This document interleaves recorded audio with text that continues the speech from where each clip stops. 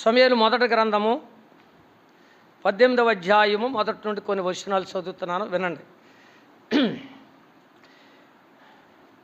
దావీదు సౌలుతో మాట్లాడుట సాలించినప్పుడు యోనాతాను హృదయము దావీదు హృదయముతో కలిసిపోయేది. యోనాతాను దావీదును తనకు ప్రాణ స్నేహితుడిగా భావించుకొని అతను ప్రేమించాను. ఆ దినమందు ఆ తండ్రి ఇంటికి తిరిగి వెళ్ళనీక సౌలు అతనినే చేర్చుకొనేను. దావీదు తనకు ప్రాణ స్నేహితుడిగా భావించుకొని అతనిని ప్రేమించాను. యోనాతాను అతనితో నిబంధన చేసుకొనేను. చిన్న ప్రార్థన చేసుకుందాం.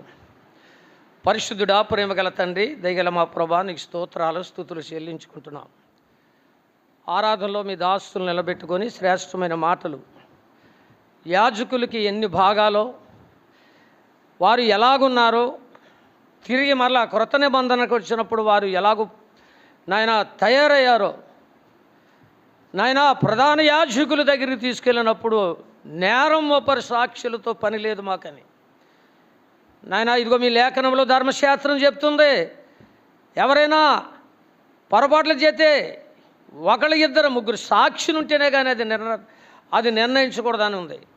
కానీ సాక్షులతో పని లేదంటున్నాడు. ఎంత దారుణం, ఎంత భయంకరమైన పరిస్థితి జరుగుతుంది ఇప్పుడు. నాయన ఇదిగో ప్రభా, తిరిగి మరలా మీ లేఖనంలో నుండి కొన్ని మాటలు మేము చదువుకొని నేర్చుకొని అనుసరించడానికి మీ తోడు దయచేయమని మీ పక్షంగా నిలబడ్డాను. మీ ఆత్మతో నింపండి. బలహీనుడను నాయన మీరే బలపరుచుకోమని మా ప్రభు అయిన యేసు నామమును బట్టి ప్రార్థించి వేడుకొనిచున్నాము తండ్రి, ఆమేన్. ప్రభునందు ప్రియులారా, ఈ 18వ అధ్యాయము మొదలుకొని 26వ అధ్యాయం వరకు మనం చదువుకున్నాం. 26వ అధ్యాయం వరకు వివరణ కలిగి ఉన్నాం. అయితే 18వ అధ్యాయం మనకి మూలపాఠం ఏంటంటే, దావీదు గొలియాతుని చంపి ఆయన గొలియాతులో చేతిలో ఉన్న గొలియాతు తలకాయని తీసుకొచ్చి సౌలు ముందర పడేసినప్పుడు, ఇతడు ఎవరి అబ్బాయి, కురవాడు ఎవరి అబ్బాయి అని అడిగినప్పుడు, అబ్నేరు ఈయనెవరో నాకు తెలియదయ్యా, నేను తెలుసుకుంటానని చెప్పి వాళ్ళ ఇంటికి పిలిపించిన తర్వాత ఆయన, నీ దాసుడైన దావీదు, నేను బెత్లెహేముడైన యెస్సయాను నీ దాసుని కుమారుని పత్రం ఇచ్చినప్పుడు అతన్ని ఇంటికి వెళ్ళనివ్వకుండా, తన ఈ తండ్రి ఇంటికి వెళ్ళకోకుండా, తన మందని కాసుకుంటున్న సమయంలో మందకు కూడా వెళ్ళనివ్వకోకుండా సౌలు దావీదుని తన ఇంటికి చేర్చుకున్నాడు. ఎప్పుడైతే దావీదు సౌలు ఇంటికి వచ్చాడో, సౌలు కుమారుడు యోనాతాను ఉన్నాడు అక్కడ. యోనాతాను దావీదుని చూశాడు. ఆ రాజ్యానికి ఘనత వచ్చిందని, ఆ తండ్రికి ఒక ఘనత తీసుకొచ్చాడని ఇక ముఖ్య ఉద్దేశముతో యోనాతాను హృదయము దావీదు హృదయముతో కలిసిపోయింది. ప్రియులారా, గమనించాలి, దేవుని పిల్లలం, ఆయన నమ్ముకున్న మనం కలిసి జీవించాలి. అది దీని యొక్క మూల అంశం ఏంటంటే, మనమందరము కలిసి జీవించాలి. ఎందుకంటే ఒక రొట్టె మనం అందరం తీసుకుంటున్నాం, ఒకే పాత్రలో మనం అందరం తీసుకుంటున్నాం. ఎందుకంటే మనమందరము ఓ కుటుంబానికి చెందిన వాళ్ళం, ఓ తండ్రి బిడ్డలం. కాబట్టి మనం అందరము ఏం చేయాలంటే కలిసి మనం నడవాలి, కలిసి జీవించాలి. యోనాతాను హృదయము దావీదు హృదయముతో కలిసిపోయింది. కలిసిపోయిన తరువాత ప్రియులారా, మరి దావీదుకు బాధ వచ్చినప్పుడు యోనాతాను బాధపడేవాడు, యోనాతానుకి బాధ వచ్చినప్పుడు దావీదు బాధపడేవాడు. ప్రియులారా, అలాగనే మరి దావీదుని చంపాలని ఆలోచన కలిగి ఉన్నప్పుడు ఆయన ఏం చేశాడంటే, ఆ సంగతి మరి కుమారుడైన యోనాతానుకు తెలిసినప్పుడు అతను ఉపవాసం ఉండి కన్నీరు కార్చి ప్రార్థన చేశాడు దావీదు కొరకు. అది కలిసిన జీవితాలై. మనం కలిసి ఉన్నప్పుడు ప్రియులారా, నా కొరకు మీరు ప్రార్థన చేయాలి, మీ కొరకు నేను ప్రార్థన చేయాలి, నా అవసరతలో మీరు పాలు భాగస్తులు పొందాలి, మీరు అవసరతలో నేను పాలు భాగస్తులు పొందాలి. ఇది కలిసి ఉండటం అనేది. మాట చూపిస్తాను చూడండి. రోమాపత్రిక 12వ అధ్యాయము 16వ వచనం చూడండి. 12వ అధ్యాయము 16లో ఇలా రాయబడింది చూడండి. కలిసి జీవించిన వారు ఏం చేస్తారంట? ఏడ్చువారితో ఏడువుడి. మనము చూడండి ప్రియులారా, దేవుని పిల్లలను ఏం చేయాలంటే, ఒక దిక్కుని ఒక ఇంటిలో బాధల్లో ఉన్నారు, నెమ్మది లేకున్నారు, లేకపోతే ఎవరో ఇంటిలో ఎవరో చనిపోయారు, వాడు ఏడుస్తున్నారు అంటే మనమందరము వారితో కలిసి వేడవాలి, వారితో కలిసి ఉండాలి. అక్కడ నువ్వు వేడిసినా వేడకపోయినా వారి యొక్క బాధల్లో పాలు భాగస్తులు పొందాలి. ఆడే నిజమైన క్రైస్తవుడు. పక్క నుంచి దాటుకుపోయిన వాడు క్రైస్తవుడు కాదు, దుష్టుడు. వాడి కొరకు నాకెందుకు, వాడి జీవితం నాకెందుకు అన్నవాడు దుష్టుడికి సంబంధించిన వాడే తప్ప దేవుని బిడ్డ మాత్రమే కాదు అని సత్యాన్ని మీకు నేను జ్ఞాపకం చేస్తున్నాను ప్రియుల. ఒక ఇంటిలో బాధ వచ్చినప్పుడు, ఒక ఇంటిలో నెమ్మది లేనప్పుడు మనం అందరం వాళ్ళతో కలిసినప్పుడు వాళ్ళకి ధైర్యం వస్తుంది ప్రియుల. అందుకనే ఇక్కడ అంటున్నాడు ఏమన్నా, ఏడ్చువారితో, చదువుబాబు, ఏడ్చువారితో ఏడవుడి, ఒకరితో ఒకడు మనస్సు కలిసి ఏం చేయాలంట? ఒకరితో ఒకడు ఏం కలిగి ఉండాలి? మనస్సు కలిసి ఉండాలి ప్రియరా. మనస్సులు కలవాలి. మనుషులు కలుతాం కాదు, మనుషులు కలుతాం కానీ మనస్సులో ఏముందో ప్రభువు తెలుసు. మనుషులు కాదు కలిసేది, మనస్సులు కలవాలి ప్రియులారా. క్రైస్తవ బిడ్డలకి మనస్సులు కలవాలి. దేవుడు మన మనస్సులతో ఆయన మనస్సులు పెనేసేసుకుని ఉన్నాడు కాబట్టి మన కొరకు ప్రాణం పెడతానికి దిగొచ్చాడు. కాబట్టి మన మనస్సులు కలిసి ఉండాలి. ఎప్పుడైతే మన మనస్సులు కలిసి ఉన్నా, నా బాధ ఏంటో నీకు అర్థమవుతుంది, నీ బాధ అంటే నాకు అర్థమవుద్ది. మనస్సులు కలిసినప్పుడు నా బాధ నీకు అర్థమవుతుంది, నీ బాధ నాకు అర్థమవుతుంది. కాబట్టి మన మనుషులు కాదు కలిసేది, మనస్సులు కలవాలి. అపొస్తలుడైన పౌలు రోమ సంఘానికి రాస్తా ఉన్నాడు ప్రియులారా. ఏమంటున్నాడంటే, ఒక రోమ సంఘంలో ఉన్న నా ప్రియ సోదరి సోదరులారా, ఏడ్చు వారితో ఏడవండి, నవ్వి వాళ్ళతో నడవండి, సంతోషంగా ఉన్న వాళ్ళతో సంతోషంగా ఉండండి. ఏదేమైనప్పుడు కూడాను ఒకడు మనస్సులో ఏం కలిగి ఉండాలి? కలిసి ఉండాలి. కలిసి లేకోకుండా ప్రియులారా, ఇవాళ నా ఇంట్లో పెళ్ళి అవుతుంది, నువ్వు పక్కన వెళ్ళిపోతున్నావు అంటే కారణం, నా ఇంట్లో బాధల్లో ఉన్నానంటే నువ్వు పక్కన వెళ్ళిపోతున్నావు అంటే కారణం ఏంటంటే నీ మనస్సు కలవలేదు. నీ మనస్సు దేవుని బిడ్డలతో కలిసి ఉండడానికి ఇష్టపడట్లేదు అంటే నువ్వు దుష్టుడు సంబంధివే తప్ప నువ్వు దేవుని సంబంధివి కాదు అనే సత్యాన్ని మనం గమనించాలి.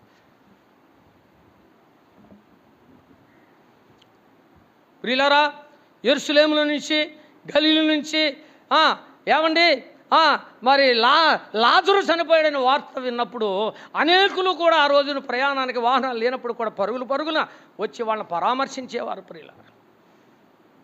అది ప్రేమ. అందుకని ఇక్కడ అంటున్నాడు ప్రియులారా, ఏమంటున్నాడంటే, ఏడ్చువారితో ఏడవండి. ఆ తర్వాత ఆ ముందు ఉందో చూసారా, ఏముందంటే 15లో, సంతోషించువారితో సంతోషించుడి, ఏడ్చువారితో ఏడుగురి, ఒకరితో ఒకడు మనస్సు కలిసి ఉండి. మనస్సు కలిగి ఉండాలి. ఇప్పుడు పెళ్ళిళ్ళకి కేకేయలేదంటే అది ఒక అర్థం ఉంది దానికి. చనిపోయినప్పుడు ఎవడు కేకేస్తాడండి? చనిపోయినప్పుడు మా ఇంటికి రండి, మా ఆయన చనిపోయాడు, లేకపోతే నా భార్య చనిపోయిందని చెప్తాడు ఎవరన్నాను? నీకు తెలిసినప్పుడు పరిగెత్తుకు రావాలి. నీకు తెలిసినప్పుడు పరిగెత్తుకుని వచ్చి వాళ్ళ బాధల్లో నువ్వు పాలుభాగస్తులు పొందవలసిందే.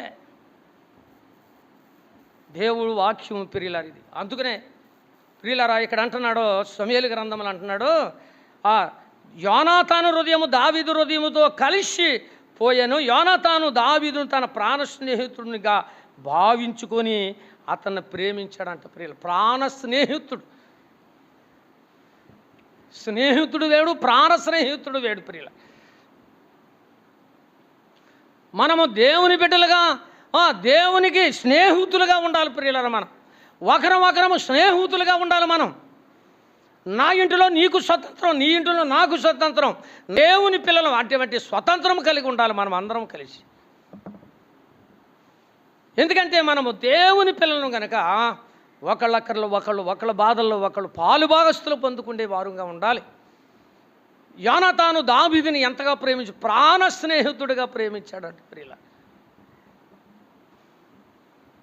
ప్రాణ స్నేహితుడిగా ప్రేమించడానికి కూడా కారణాలు ఉన్నాయి ప్రియులారా, మీరు గమనించాలి. మరి మీకు మరొకసారి జ్ఞాపకం చేస్తున్నాను ప్రియులారా. మరి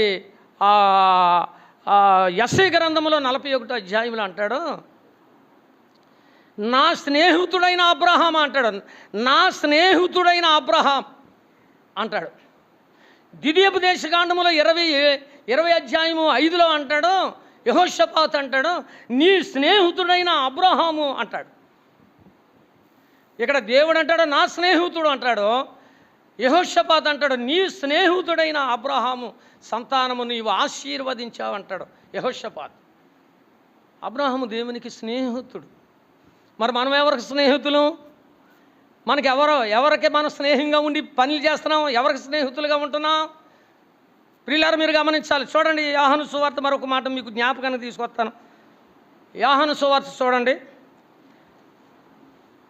15వ అధ్యాయము 12వ వచనం చూడండి. 15వ అధ్యాయం 12వ వచనంలో ఇలా రాయబడింది. ఏంటో ఆ మాట అంటే, నేను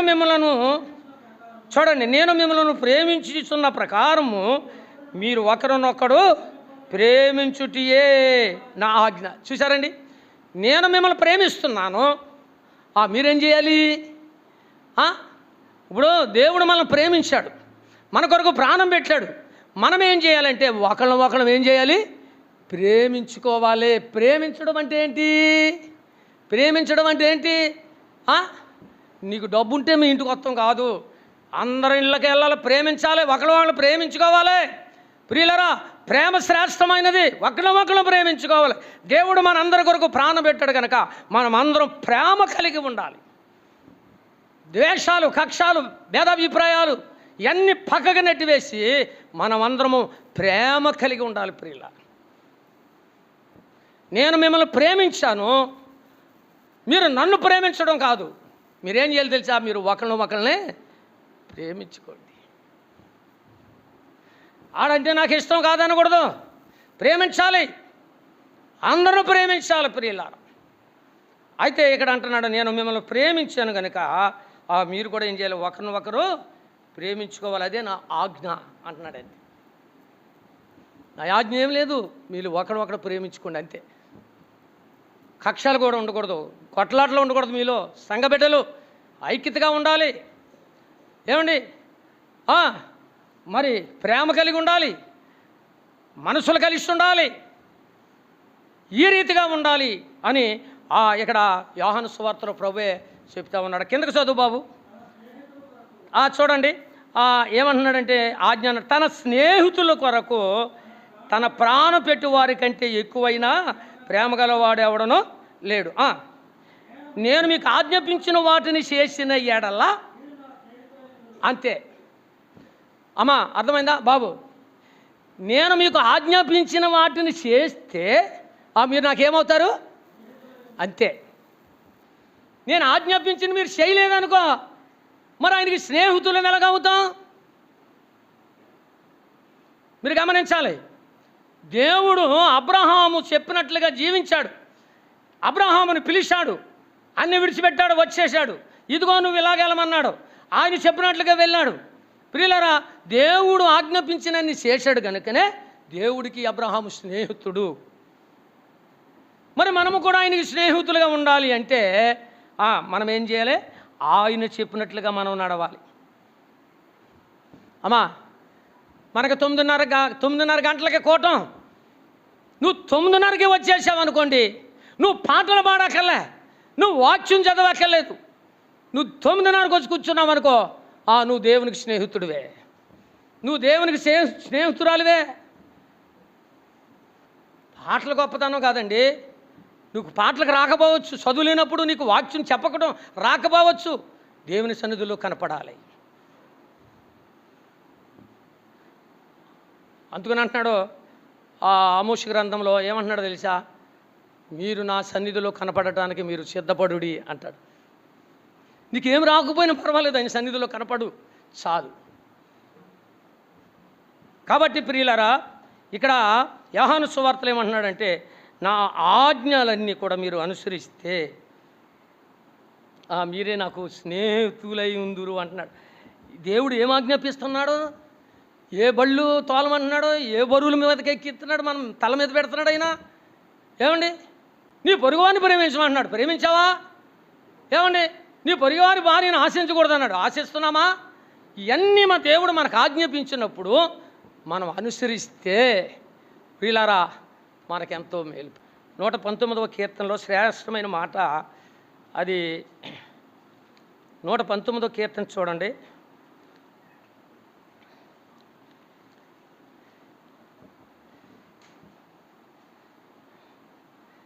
నూట 19వ కీర్తన 4వ శరణం చూడు బాబు. ఆహా, 4వ శరణం కూడా చదువు. నీ ఆజ్ఞలను జాగ్రత్తగా గైకొనవలనని నీవు మాకు ఆజ్ఞాపించి ఉన్నావు. ఆహా, నీ కట్టడలను గైకొనున్నట్లు నా ప్రవర్తన స్థిరపడి ఉండినాను, ఎంత మేలు.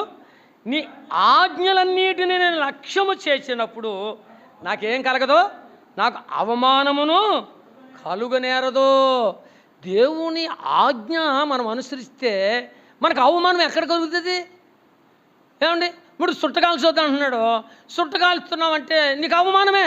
దేవుని ఎదుటి నీకు అవమానం. మనుషులు లెక్కలేకపోతే లెక్కలేకపోవచ్చు, పాపం చేసేటప్పుడు మనుషులు లెక్క చేయకపోతే లెక్క చేయకపోవచ్చు. కానీ దేవుడు ఊరుకుంటాడా? దేవుడు హర్షిస్తాడా? నువ్వు దేవుని సన్నిధిలో ఆయన రక్తంలో కడగబడి నువ్వు దేవుని ఆజ్ఞని తిరస్కరిస్తున్నావంటే నీకు అవమానమే కదా. రేపొద్దున ఆయన ఎదుట ఒకవేళ నీకు ఇక్కడ అవమానం కలగబోవచ్చేమో, నువ్వు చనిపోయే కానీ ఎదుట నిలబడినప్పుడు నీకు అవమానమే కదా. నువ్వేం సమాధానం చెప్పగలవు ఆయనతో? మరి సిగ్గుపడాలి కదా. అప్పుడు ధైర్యం కోల్పోయాం కదా మనం. అందుకనే యోహాను సువార్తలు ఏమంటున్నాడంటే, నేను మీకు ఆజ్ఞాపించిన వాటిని చేసిన యెడల మీరు నాకేమవుతారు? స్నేహితులు అవుతారు. తర్వాత ఏమన్నాడో చూద్దాం, చూడండి. స్నేహితులు అవుదురు. 15 దాసుడు తన యజమానుడు చేయు దానిని ఎరగడు గనుక ఇంకా మిమ్మల్ని దాసులని పిలవక స్నేహితులని పిలుస్తాడు. బా, ఎంత గొప్ప భాగ్యం అండి మనకి. దాసులు వేరు, స్నేహితుడు వేరు. దాసుడు గుమ్మం పరిమితమే, కానీ స్నేహితుడు ఇల్లంతా తిరగచ్చు. హక్కు అలాగుంది స్నేహితుడికి, ఏది కావాలంటే అది తీసుకోవచ్చు స్నేహితుడు. స్నేహితులకి అంతా హక్కు ఉంటుంది ప్రియులారు. దాసుడు వేరు, స్నేహితుడు వేరు ప్రియులు. అందుకని ఇక్కడ ఏమంటున్నాడంటే, ఇంకా నీవు దాసులు అని పిలవక స్నేహితుడని నిన్ను పిలుస్తాను అంటున్నాడు. కానీ యోనాతాన్ అంటున్నాడు, నేను నా ప్రాణ స్నేహితుడిగా భావించుకున్నాను అంటున్నాడు. ప్రాణ స్నేహితుడు. అమ్మా, బాబు, అయ్యా, నువ్వు దేవునికి స్నేహితురాలుగా స్నేహితుడిగా ఉండాలి అంటే మనుషుడు స్నేహితుడుగా ఉన్నారనుకోండి ప్రియులారా, ఆడ నిన్ను మోసం చేయొచ్చు. మనుషుడుగా నువ్వు నమ్మితే వాడు నిన్ను మోసం చేయొచ్చు. ఇవాళ చాలామంది మోసపోతూ ఉన్నారు ప్రియులారా. కట్టుకున్న భార్య విడిచిపెట్టేసి పరాయి స్త్రీలతో పరుగులు ఎడతా ఉన్నారు. ఎంత మోసం, ఎంత దగా చేస్తున్నారు నేడు దినాల్లో. కట్టుకున్న భర్తను విడిచిపెట్టి పరాయి పురుషుతో పరుగులెత్తిపోతూ ఉన్నారు ప్రియుల. ఎంత దగా. అందుకునే మీకా గ్రంథం అధ్యాయము 5వ వచనాన్ని చదువుదామా. ఇగో, స్నేహితుని యందు నమ్మకం ఉంచవద్దు అన్నాడు. ఏంటంట? ఏమండి, స్నేహితుడిగా ఇద్దరు స్నేహితులు బండి మీద వెళ్తున్నారంట ప్రియులారు. ఇద్దరు స్నేహితులు బండి మీద వెళ్తున్నారంట. మరి వెనకాల ఉన్నవాడికి ఏమి ఆశ పుట్టిందో నడిపేవాడిని పొడి చేశాడంట ప్రియుల. ఏమండి, మీరు గమనించాలి ప్రియులారా. స్నేహితుడిని నమ్మొద్దు అన్నాడు. ఆ తర్వాత ఏ స్నేహితుడు అన్న మళ్ళీ ముఖ్య స్నేహితుడిని నమ్ముకోవద్దు అన్నాడు. అంతే ప్రియులారా. మరి అబ్రహాముని ఏమంటున్నాడు తెలుసా? అబ్రహాము నా స్నేహితుడు అన్నాడు. అంతే. ఎంత నమ్మకమైన వాడండి అబ్రహాము. మనం ఉన్నామా నమ్మకంగా? ఆయన స్నేహితులుగా నమ్మకంగా ఉన్నామా మనం? ఆయన సన్నిధిలో, గృహంలో, సమాజంలో నమ్మకమైన స్నేహితులుగా మనం ఉన్నామా ప్రియులారా? యోనాతాను నమ్మకమైన స్నేహితుడిగా ప్రేమించాడు. యోనాతాను పట్ల నమ్మకమైన స్నేహితుడిగా ఉన్నాడు ప్రియులారా.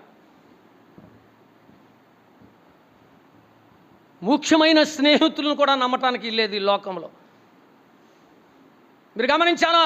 ఇంకొక మాట, శ్రేష్టమైన మాట ఏమన్నాడో తెలిసండి ప్రియులారా. ఇక్కడ అంటున్నాడు, ప్రియులారా నీ కౌగిట్లో పండుకునే దాని యందు నీ పెదవులను కాపు పెట్టుకోమంటున్నాడు. ప్రియులారా భార్యను కూడా నమ్మటానికి వీల్లేదని ఇందులో రాయబడే ఉంది ప్రియులారా. భర్త వస్తే ఒక రకంగా మాట్లాడుతుంది, భర్త వెళ్ళిపోయిక మరొక రకంగా మాట్లాడే స్త్రీలు కూడా నేటి దినాల్లో లేకపోలేదు. చాలా జాగ్రత్తగా మన జీవితాలు ప్రియులారా, భార్యాభర్తలుగా ఉన్నవారు చాలా చక్కగా అన్యోన్యంగా ఏమండి ఒకళ్ళ మిగటమైన ప్రేమలు అనురాగాలు కలిగి ఉండాలి ప్రియులారా. శారా అబ్రహాము జీవితకాలం అంతా ఎలా కలిసి జీవించారో అలాగే జీవింతేనే మీరే దేవునికి స్నేహితులు. కాబట్టి యోనాతాను అంటున్నాడు, ఏమంటున్నాడంటే దావీదు తనకు ప్రాణ స్నేహితుడిగా భావించుకొని అతనిని ప్రేమించాను. ఆ దినమున అతని తండ్రి ఇంటికి తిరిగి వెళ్ళనీయక సౌలు తన ఇంటికి చేర్చుకొనేను. ప్రియులారా దేవుని పిల్లలమైన మనము దేవునికి స్నేహితులుగాను దేవునికి ప్రియమైన బిడ్డలుగా మనం జీవింతే మన ప్రభు మనందరినీ తన ఇంటికి చేర్చుకుంటాడు. ప్రియులారా కీర్తనల గ్రంథం అని అంటాడు ప్రియులారా, 101 కీర్తనలు ఏమంటాడు తెలుసా? దేశంలో నమ్మకమైన వారిని నేను కనిపెడుతున్నాను అంటున్నాడు. ఎందుకో తెలుసా? ఆయన ఇంటికి చేర్చుకుంటానికి. దేశంలో ఎవరిని కనిపెడుతున్నాడు అంటే ఆయన నమ్మకమైన వారిని, నమ్మకమైన స్నేహితుల్ని, నమ్మకమైన వారిని ఆయన ఇంటికి చేర్చుకోవడానికి చూస్తూ ఉన్నాడు. ప్రియులారా మనం ఆయన ఇంటికి చేర్చబడాలంటే నమ్మకంగా ఉండాలి. ఆయన ఇంటిలో మనం ఉండాలంటే ఆయనతో ఈ లోకంలో జీవిస్తూ ఉండాలి ప్రియులారా.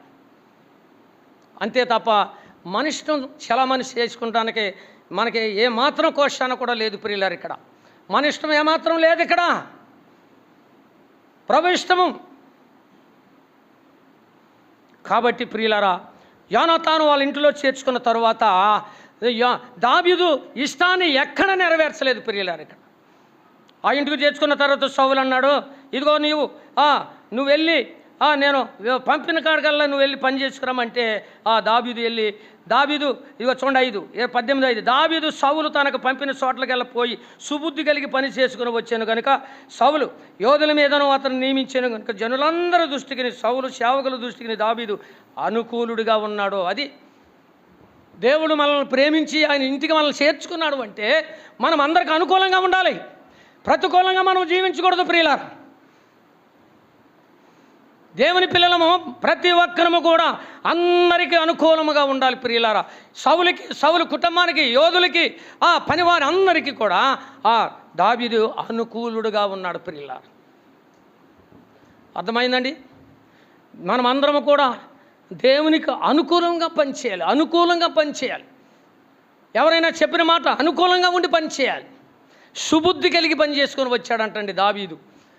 సౌలు ఇంటిలో చేర్చబడ్డాడు. సౌలు చెప్పినప్పుడు అనుకూలంగా పనిచేశాడు, సుబుద్ధి కలిగి పనిచేశాడు. మరి మనం ఎలా చేస్తున్నాం? దేవునికి మనం ప్రియమైన స్నేహితులుగా ఉండాలి. అబ్రహామును అన్నాడు స్నేహితుడు అన్నాడు. యోహాను సువార్తలో 11:11 ఏమన్నాడో తెలుసండి? శిష్యులతో అంటున్నాడు, మన స్నేహితుడైన లాజరుని నేను లేపటానికి వెళ్తున్నాను అంటున్నాడు.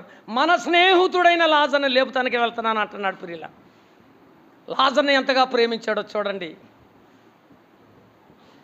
దేవుని పిల్లలు మనము దేవునికి ఇక్కడ అంటున్నాడు యోహాను సువార్తలో, మీరు ఇక మీదట దాసులుగా కాదు, మీరు నాకు స్నేహితులుగా ఉందురు అన్నాడు. ఎప్పుడు?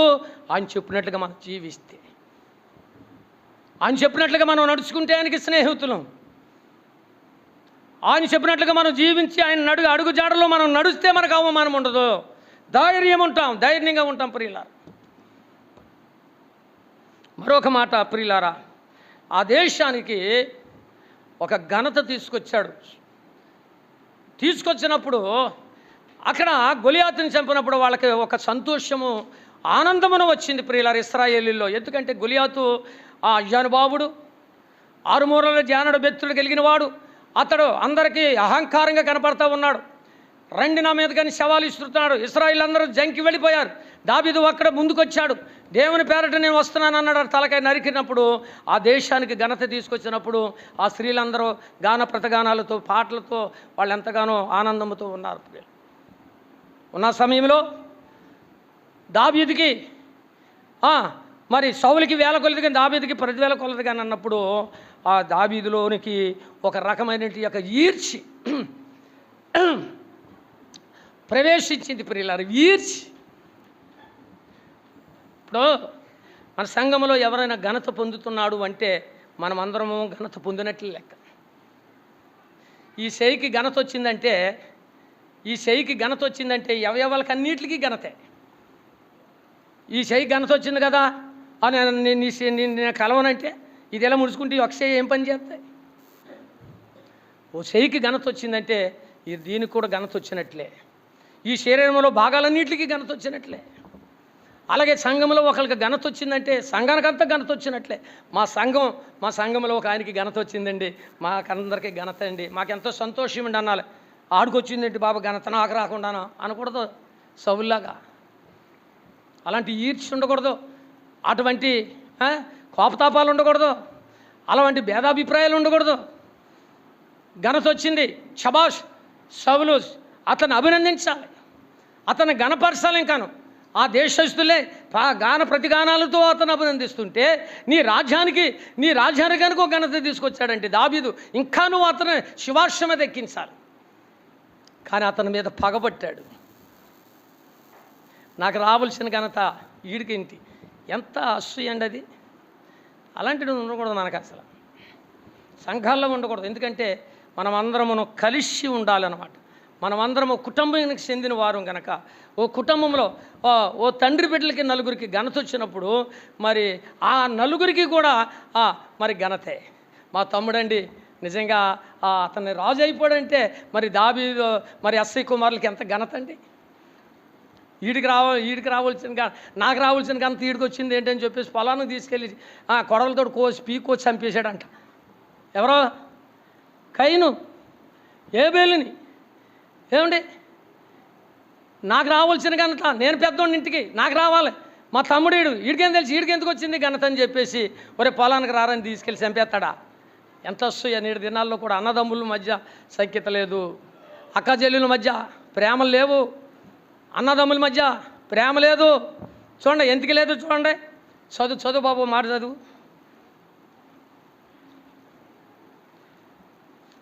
ఆనాడు ఉందే, ఆనాడు రాసిన మాటలు, మేకా గ్రంథం చదువు బాబు. ఆనాడు రాసిన మాటలు ఇవి. 7వ అధ్యాయము 6వ వచనం చదువు బాబు. 7:6. కుమారుడు తండ్రిని నిర్లక్ష్యం పెట్టుచున్నాడు, కుమార్తె తల్లి మీదకిని కోడలు అత్త మీదకిని లేచుదురు, ఎవరి ఇంటి వారు వారికే విరోధులవుదురు. అమ్మాయి మీ అత్తగారిని నెలకే నేనా మా అత్తగారితో వచ్చి దాంతో మాట్లాడుతూ మానేశాను. అమ్మ మీ కోళ్ళు ఇంకా రాలేదంటే అమ్మ అన్నామనుకో, ఏమో అది ఎక్కడ తెచ్చిందో నాకేం తెలుసు, దానికి నాకు ఎటువంటి ఎవరి ఇంటి వారికి ఏమైపోతారంట? విరోధులైపోతారు. కారణం ఏంటంటే మన మనసులో కలవనప్పుడు, మనం దేవునికి స్నేహితులుగా లేనప్పుడు మన మధ్యలో దిట్టంగా కూర్చుంటాడు సాతానుడు. మన ఇంటిలో కూర్చొని మన అందరికీ విరోధం చేస్తాడు. అన్నదమ్ములకి సఖ్యత లేకుండా, అక్కచెల్లెలకి పోరాటాలు, అత్త కోడలకి పోరాటాలు, మన మధ్యకి సాతానుడు వస్తాడు.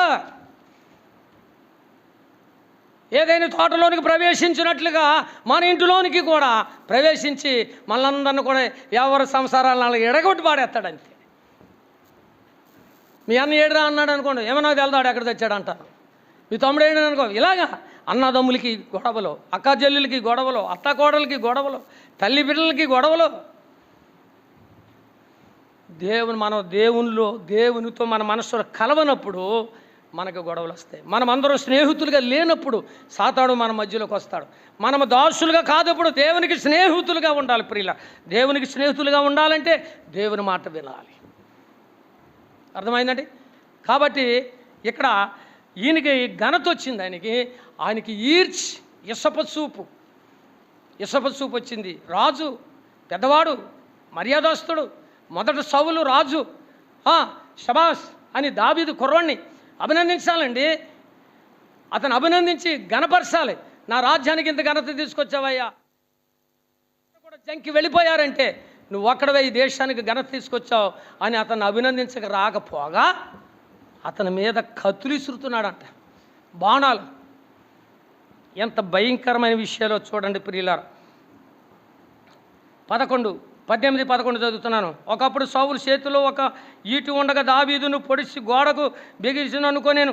సౌలు ఈటును విరిసినేను, అయితే అది తగలకుండా దావీదు 2 మార్లు తప్పించుకున్నాను. యెహోవా తనను విడిచి, ఈ మాట గమనించండి, యెహోవా తనను విడిచి, ఎవరిని విడిచి? వెనకాల కూర్చొని చెప్తారు. యెహోవా తనను విడిచి అంటే ఎవరిని విడిచి?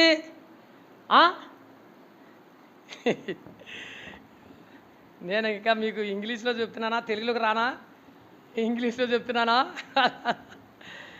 సౌలుని విడిచి. చూడండి, మరి దావీదు అంత ఘనత తీసుకొచ్చాడంటే దేవుడు ఘనతపడుతున్నాడు, దేవుడు మరి ఘనత పొందుతున్నాడు. కానీ సౌలు అయితే ఈడ్చబడుతున్నాడు. కానీ దేవుడు ఏం చేశాడో తెలుసా? యెహోవా తనను విడిచి దావీదునకు తోడై ఉండుట చూసి సౌలు దావీదునకు ఏం పడుతున్నాడో భయపడతా ఉన్నాడు. ప్రియులారా, అమ్మా మీరు గమనించాలి, నువ్వు ప్రభులో ఉంటే ఈ కుటుంబం నీకు భయపడద్ది. నువ్వు దేవుని అడుగుజాడలో ఉంటే నీ భర్త నీకు భయపడతాడు. నువ్వు వాక్యానుసారంగా నీ జీవితం ఉంటే నీ బిడ్డలు నీకు భయపడతారు. నువ్వు లేదనుకో, ఏమండి, నిన్న కాక మన పుట్టిన మనవరాలు కూడా నిన్ను లెక్క చేయదు, నువ్వు దేవుడు లేకపోతే. అర్థమైందండి? కాబట్టి సౌలు రాజు అయి ఉండి కూడా దావీదుకు భయపడుతున్నాడంటే కారణం ఏంటో తెలుసా? దేవుడు ఎవరిని విడిచిపెట్టేశాడు? సౌలుని విడిచిపెట్టేశాడు. దావీదుకు తోడుగా ఉన్నాడు. ప్రియులారా, అందుకనే దావీదుకు తోడుగా ఉన్నాడు కాబట్టి ఈ 18వ అధ్యాయం కాడి నుంచి దావీదును తరుముతూ మొదలుపెట్టాడు. ప్రియులారా, తరుముతూ మొదలుపెట్టాడు. యోనాతాను అన్నాడు, నిన్నేమి చేయడు నా నాన్న, ఎందుకు చంపుతున్నాడో ఈ ఆలోచన ఏంటో నాకు తెలీదు, ఈ చిన్న మాట అయినా పెద్ద మాట అయినా నాకు చెప్పకుండా ఏమి చేయడు, ఎందుకు ఈ మాట నాకు దాస్తున్నాడో నాకు తెలీదు, దావీదు నువ్వు ధైర్యంగా ఉండన్నాడు. అది యోనాతాన్లో ఉన్నట్టు యొక్క లక్షణాలు, గుణలక్షణాలు. దాన్ని ఏమంటారు? సద్గుణము అంటారు. షడ్గుణం అనుకో, నువ్వు ఇక్కడ ఉండు, నువ్వేం పర్వాలేదు, మా నాన్న ఏం చేయడం, ఇక్కడ ఉండని అలా తీసుకొచ్చి చంపిస్తాడు. అది షడ్గుణం.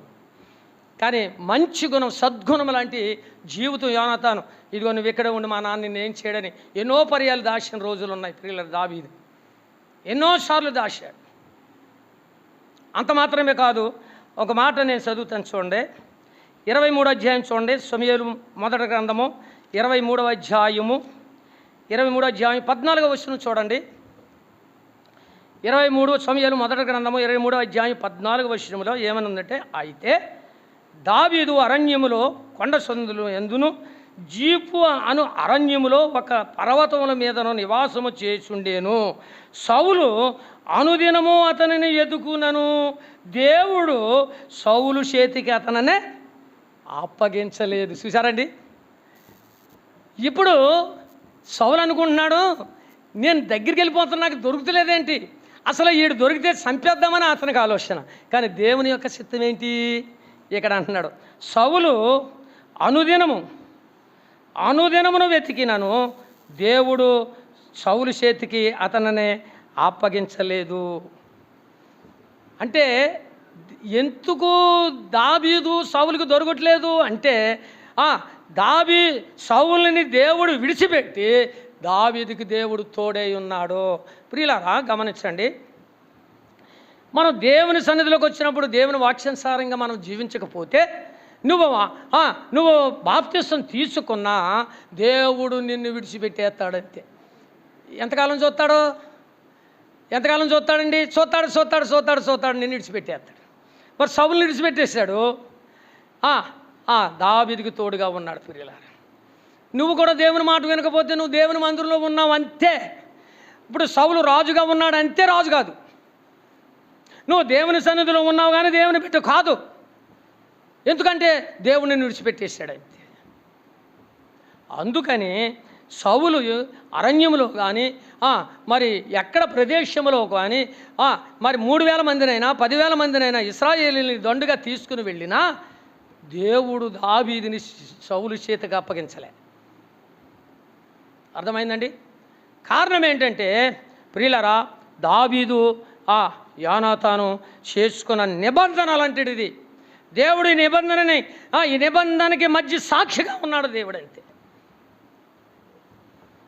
ఒకరోజు దావీదు అరణ్యంలో భయపడుతున్న సమయంలో యోనాతాను వెళ్ళి ధైర్యపరిచాడు. ప్రియులారా, అర్థమైందండి? యోనాతాను వెళ్ళి దావీదు ఎక్కడున్నాడో కనుగొని వెళ్ళి అరణ్యంలో ఉన్న దావీదు దగ్గరికి వెళ్ళి ఓదార్చి ఆదరించి బలపరిచినాడు అండి యోనాతాను. అది నిజమైన ప్రేమ. స్నేహితుడు అంటే అలా ఉండాలి. అర్థమైందండి? స్నేహితుడు ఎవరికైనా బాధ వచ్చిందనుకో, వీడికి అంతగా వచ్చింది అనకూడదు మనం. అయ్యో అని ప్రభు దగ్గర అతని గురించి మనం చేసుకోవాలి తప్ప, ఆడు ఎలాంటి వాడైనా సరే ఇది ఎందుకు ఆడికి అంతుకునే వచ్చిందని మనం అనకూడదు. మనంత కాదు అది ప్రభు చిత్తంలో ఉంటుంది. కాబట్టి మరొక మాట నేను చదివి మీకు వినిపిస్తాను చూడండి. 26వ అధ్యాయం ఇక్కడికి వచ్చినప్పటికీ అతను ఏమన్నాడంటే, సౌలు ఏమన్నాడంటే, బాబా నాయనా ఇంకా నేను నిన్ను తరమనయ్యా, నీవు ఆశీర్వదింపబడతావు, దేవుడు నిన్ను ఆశీర్వదిస్తాడు, నీవు ఘనకార్యములు పూనుకొని విజయమునొందుతావు అని దావీదుతో అన్నాడు. అనేసి దావీదు ఎన్నో పర్యాయాలు అన్నాడు కానీ మళ్ళా తరుముటూ మానలేదు. అదే ఈ దావీదు అది గుర్తించి ఈయన ఇలాగే మాట్లాడతాడో ఏమైనా మళ్ళీ నన్ను పట్టుకొని చంపేస్తాడని చెప్పేసి దావీదు ఏం చేశాడంటే ప్రియులారా, ఇదిగో 27 తరువాత దావీదు, నేను ఇక్కడ నిలుచుట మంచిది కాదు, ఏదో ఒక దినమున నేను సౌలు చేత నాశనం పొందుదును, నేను ఫిలిష్తీయుల దేశమునకు తప్పించుకొని పోవుదును, అప్పుడు సౌలు ఇశ్రాయేలీయుల సరిహద్దులలో నన్ను వెతుకుట మానుకొను గనుక నేను అతని చేతిలో నుండి తప్పించుకుందును అనుకొని లేచి తన యొద్దనున్న 600 మందితో కూడా ప్రయాణమై మా యొక్క కుమారుడకు గాతు రాజు అయిన ఆకీషు వద్దకు వచ్చాను. ఎక్కడికి వెళ్ళాడంటే చివరికి ఎవరినైతే చంపాడో, ఏ కులస్తులని చంపాడో వాళ్ళ చెంతకి చేరాడండి మళ్ళీ. ఎందుకంటే ఫిలిష్తీయులు సౌలుకి వ్యతిరేకం. గాతు అయిన గొలియాతుని చంపినవాడు దావీదు. మరలా నన్ను వెతక్కోకుండా మానేయాలంటే నేను ఆ ఫిలిష్తీయుల మధ్యకే పోవాలని ఒక నిర్ణయం తీసుకొని అతనితో ప్రయాణం చేస్తున్నారు 600 మంది. 600 మందిని తీసుకెళ్ళి ఆ రాజు దగ్గరికి వెళ్తే రాజు ఏమన్నాడు తెలుసా, అతడును అతని వారును తన కుటుంబముల సమితిముగా కాపురముండిరి.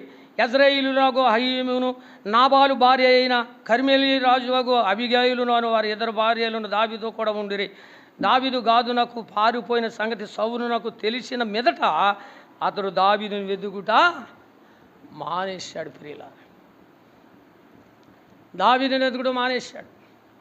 ప్రియులారా గమనించండి, దేవుని పిల్లలు మనం దేవుని యొక్క చెంతకి మనం వెళితే, దేవుని దగ్గర మనం ఉంటే, దేవుని యొక్క ఆధీనంలో ఉంటే సాతానుడు మన దగ్గరికి రాడు, మనల్ని పాడు చేయడు, మనల్ని లోకానుసారంగా నడిపించడు. మనం దేవుని చెంతలో ఉండాలి, దేవుని ఆధీనంలో ఉండాలి, దేవునికి ప్రాణ స్నేహితులుగా ఉండాలి, దేవునితో మన హృదయం కలిసిపోవాలి. దేవుడు మనం ప్రేమించినట్లుగా ఒకరినొకరు మనం ప్రేమించుకునే వాళ్ళంగా ఉండాలి. అంతే తప్ప నీ జోలు నాకెందుకు, నీ పని నాకెందుకు అన్నది లోకం. కానీ ప్రభు బిడ్డల్లో లేదు అది.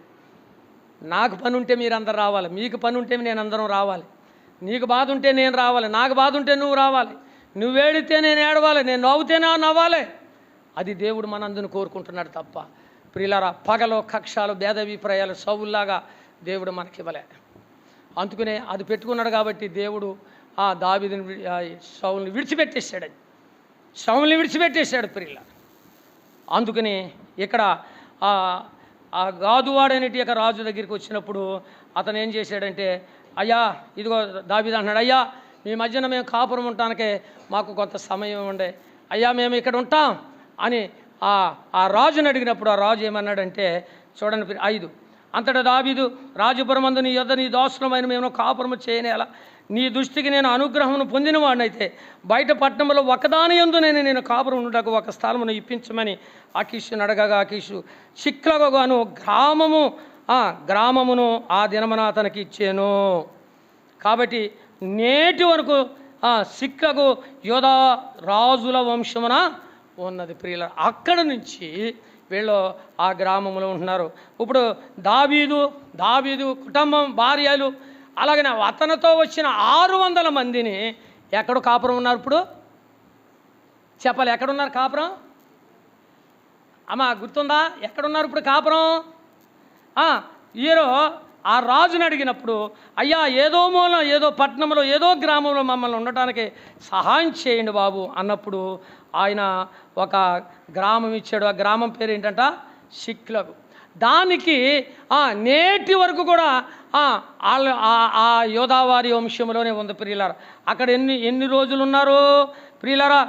దావీదు దేశస్థుడు కనుక మరి అక్కడ దావీదు ఫిలిష్తీయుల దేశంలో కాపురం ఉండిన కాలం అంతా 1 సంవత్సరం 4 నెలలు అక్కడ ఉంటున్నాడు.